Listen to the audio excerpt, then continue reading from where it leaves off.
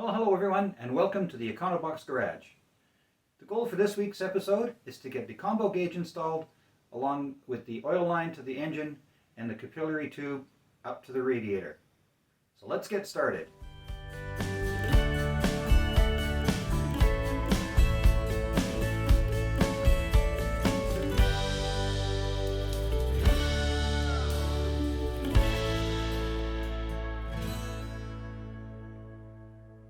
So next up is getting the combo gauge installed, and I'm going to start working on that over on the table. Now that the dash is in, I'm ready to put in the combo gauge. Now this isn't exactly correct one. The one that I had, the line to the temperature sensor broke. Just found a used one. So this runs from the back of the gauge through the firewall and all the way up to the radiator. And then there's also a hard line that goes from the back of the gauge, again through the firewall, and then to an outlet in the engine block. Now one of the things that was missing and that I didn't have was a leather washer is required, or is called for, between the back of the gauge here and the end of the pipe. Now I didn't have one, so I just went to the thrift store, paid $1 for an old leather key case, used some punches, and then made my own. So that will hopefully do the trick for that. I'll find out soon enough. If my right leg starts getting oil on it, I'll know that didn't seal up properly. So what I'm going to do first is feed this line through the firewall and get that sort of into position, and then I'll start working on threading the temperature sensor setup through the firewall, and then I can get the gauge secured into the dashboard.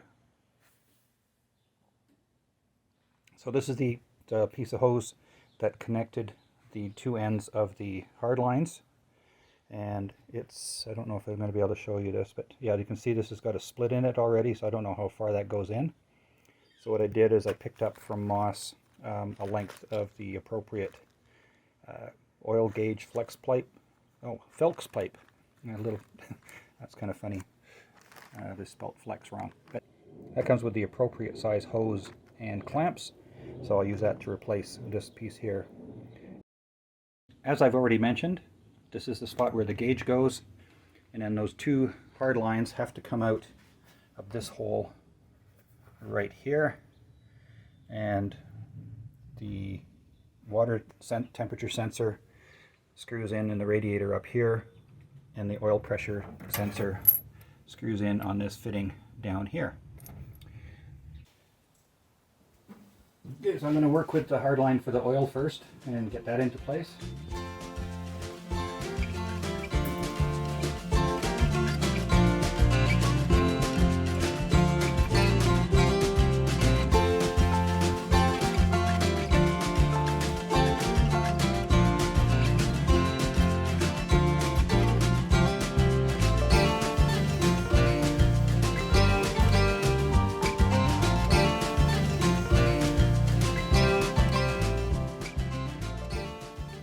So that's got the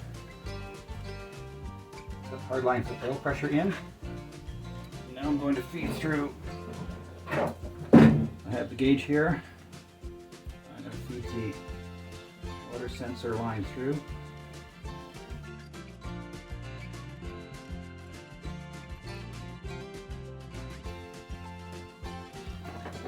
Take the bracket off.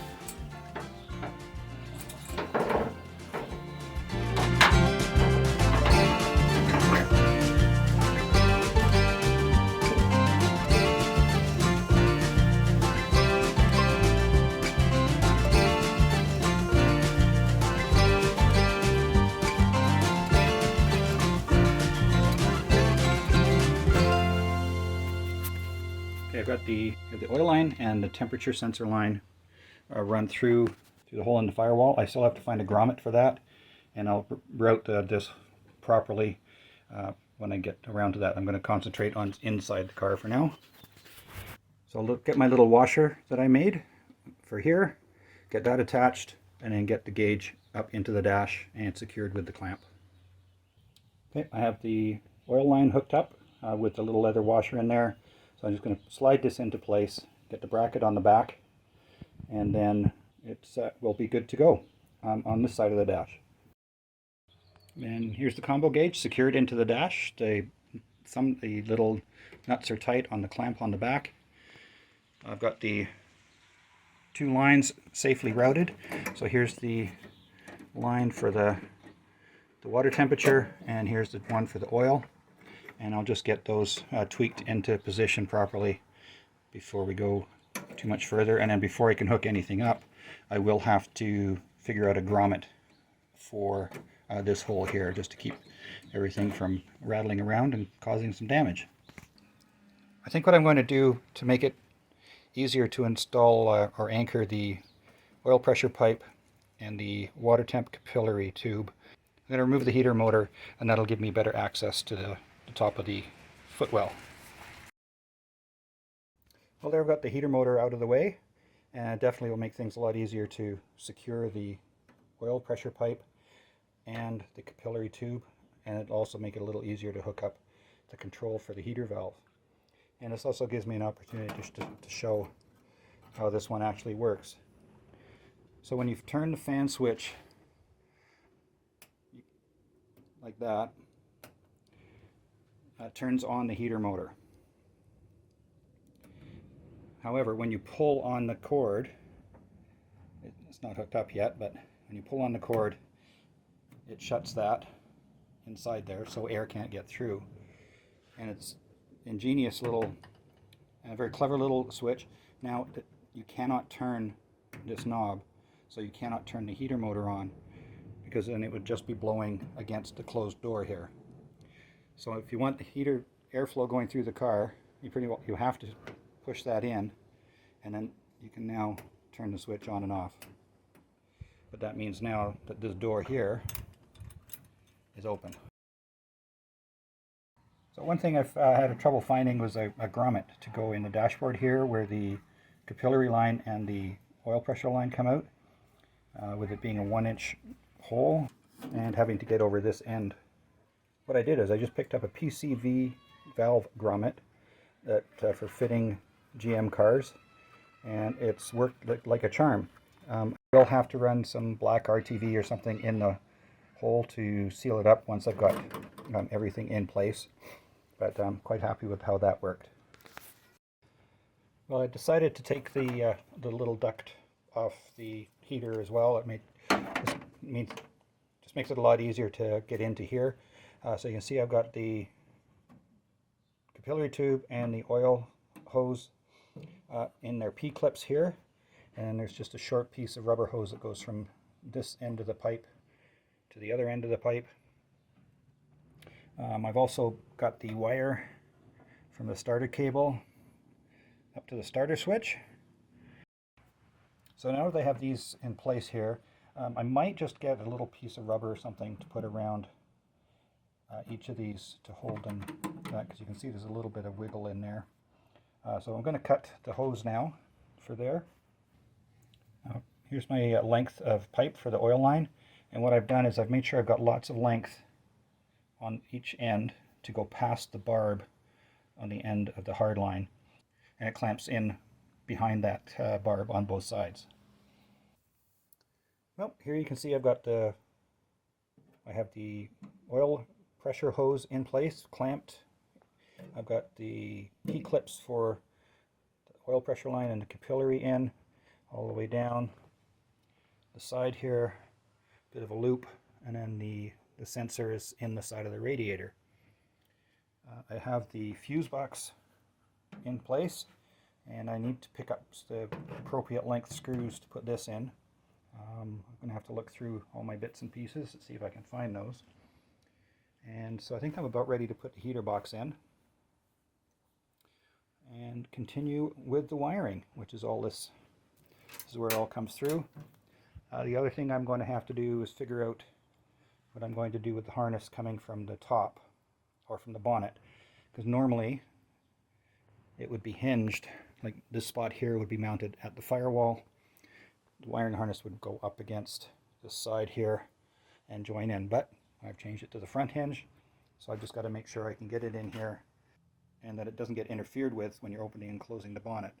And to help with that, I picked up some of this split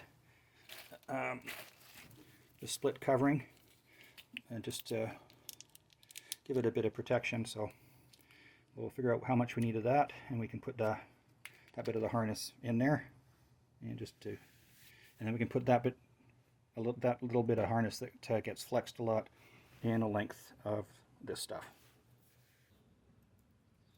So I'm going to start working on the wiring harness as it comes through the firewall here, and this bit of the harness is actually the one that comes from the back.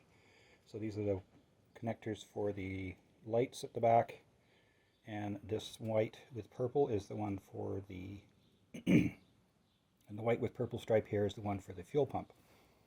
Now all of those will plug into the appropriate colored connector on the harness that goes to the back of the dash. And you can see all of these ones here. So I'll get those ones hooked up first. These ones here are the ones for the signal lights, and they will go up to the flasher unit. Now this is the original one, and if you recall in an earlier video, Moss Motors was kind enough to send me an LED lighting kit. So all the lights except for the headlights are LED, and that requires an electronic flasher. So I have that. This is the bracket for it, and I'm going to be able to use the same mounting screw. One thing I will have to do is change the connectors that are currently on the harness to a spade connector. So I'm going to work on that. So connect the rear harness to the front harness, and then get the flasher unit installed. And then I can start working my way down the harness, and then I'll also have to work my way back from the bonnet harness to this connecting point up here.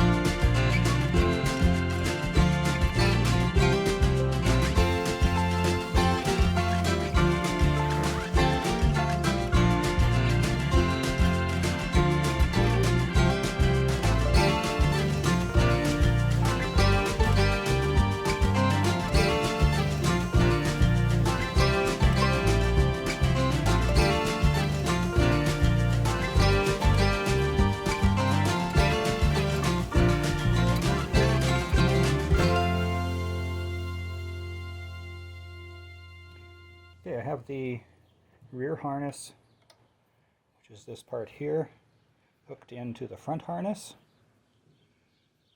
and I have the flasher installed. So I'll get these ones changed, then I'll figure out which wire goes to which terminal on the flasher unit itself. Now while I have the heater motor off and this little duct off, I thought it'd be a good time to show you how this system works, or at least this part of the heater system works. Now this is the cable that runs to the H switch on the dashboard. Now with it in this position, I can turn the knob, and I don't know if you'll be able to hear the little click, and that operates the electrical switch on the back that turns on the fan. Now I'll turn that back off. Now when I pull this lever out, or this out, you can see it closes that flap. And the way this is engineered, it's quite clever actually, Now I cannot turn the fan motor on, because if I did, because if you were able to, it would just be blowing against this and overloading that fan. So now when I push the button back in again, opens that flap. Now I can turn that heater motor on again. See if you can get that. That little click there is the switch itself operating. Now if I've had that turned on, I can't pull that switch to close that little flap. Now if I turn it off, now I'll pull it out, and it closes that flap. So here I'll push that in again, and that opens there. So that's how the heater switch and cable work on the flap in the little duct here. So I'll get this put back in. I've got everything put in underneath it. I've got the clamp for the capillary tube, clamp for the oil pressure pipe, and I've got the starter hooked up. So when you pull on the start, again, maybe I can just show you. If you pull the starter cable, it just pulls that switch there. And that switch, there'll be a cable coming directly from the battery to here, and then there's a heavier cable, you can see here, just attached to the starter and goes up to the bottom terminal on the starter switch. So I'll get this reinstalled, and it just goes up like that, and I can get the heater motor back in, and then I can continue with the wiring.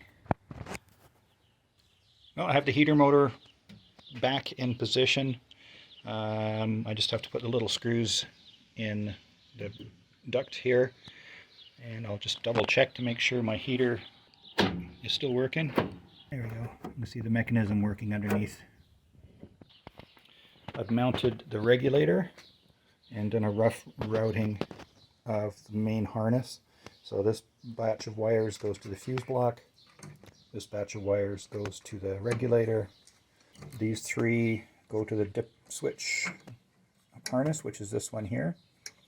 And I'm pretty sure that this green with brown hooks up to the motor, or the blower motor wire here. The green ones are for the brake light switch. This is just pressure activated here.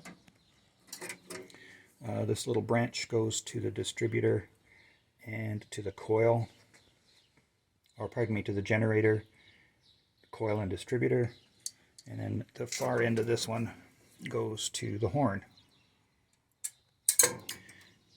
Well, that's a wrap for this week. Thanks for joining me. If you enjoyed the video, please be sure to share it with your friends. Hit the like button, hit the subscribe button, and don't forget that little bell icon. Click on that, you'll get notified when the next video comes out. If you'd like to get a hold of me directly, you can do so at the email address I'll put at the bottom of the screen and in the description below. Thanks again for joining me. My name is Ian. This is the Econobox Garage. We'll see you next time.